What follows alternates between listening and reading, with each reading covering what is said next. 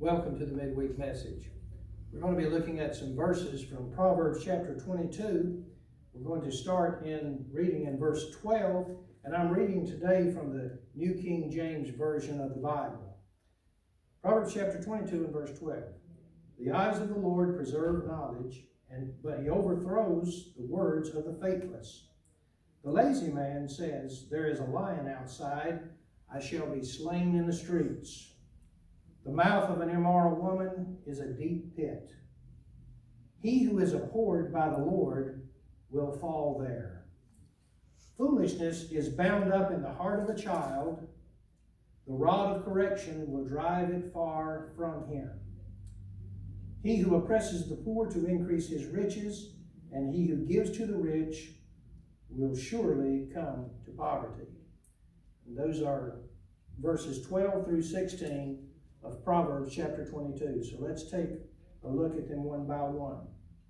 The eyes of the Lord preserve knowledge, but he overthrows the words of the faithless. There's a contrast in this verse between wisdom, faithfulness, and foolishness and faithlessness. And God is watchful over those who are wise, those who have a knowledgeable approach to life.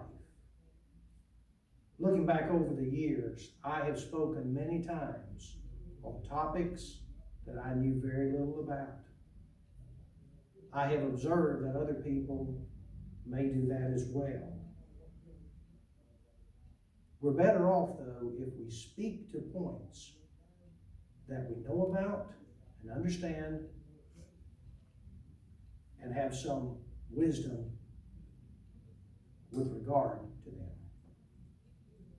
God preserves knowledge, but he overthrows the words of the faithless.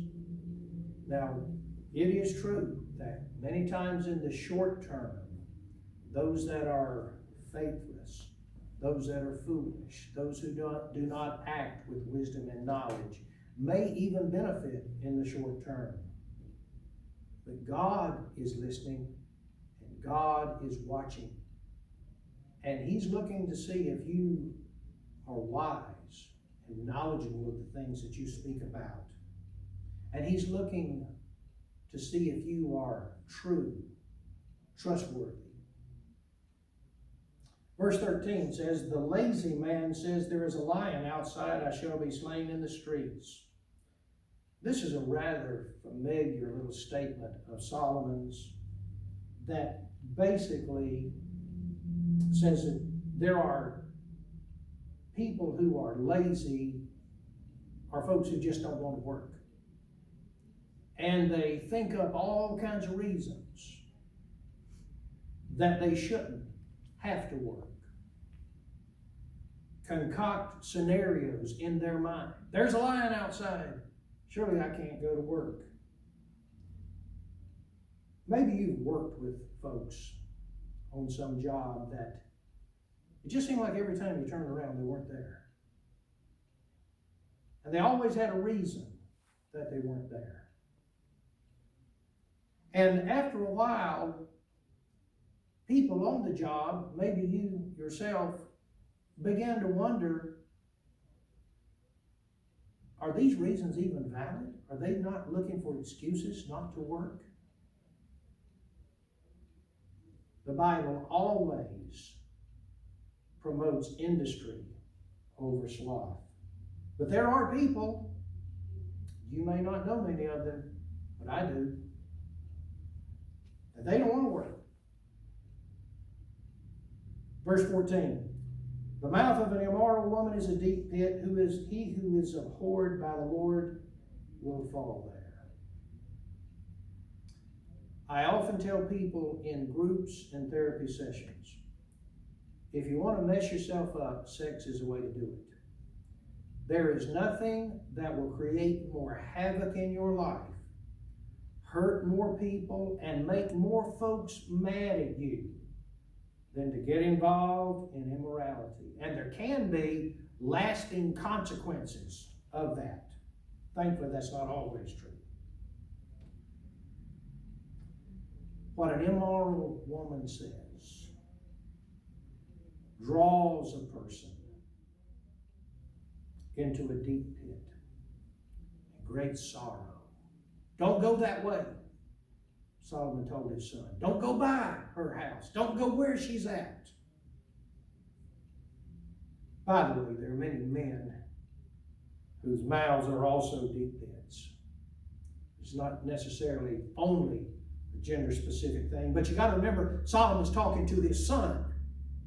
So that's the reason for that. If a person lives such a way that is abhorrent to God, they are likely to be involved in immorality. Verse 15 is likewise a rather familiar proverb of Solomon's. Foolishness is bound up in the heart of a child. The rod of correction will drive it far from him. Let's take a little bit of emphasis off the rod at this point as an actual rod. Speak more about the principles of correction, because that's really where this is going.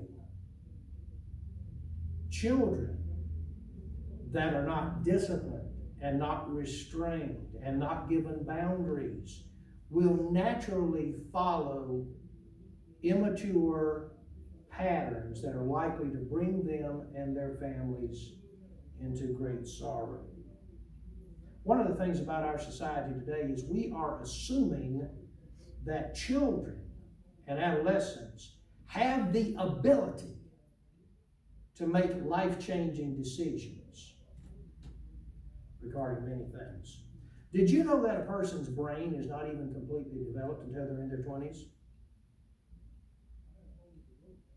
Is it any wonder that you look at adolescents and children and sometimes you say, how can you even believe that? How can you even think that way? It's because foolishness is bound up in the heart of a child. Think of the difference in you today from when you were 16, 17, 18. Wouldn't you like to go back and talk to that young lady or young man? Children need boundaries. As a matter of fact, you and I need boundaries and discipline. Verse 16, the last verse we read. He who oppresses the poor to increase his riches, and he who gives to the rich will surely come to poverty. There are certain manners of operation today that people get involved in, believing that they will be financially benefited. However, we have to remember that God said, the silver is mine and the gold is mine. I make poor and I make rich. I own the cattle on 1,000 hills. And if you oppress people to increase your wealth, and you extend your generosity only to people that don't need it, you're not making good financial decisions, and God cares even about those things.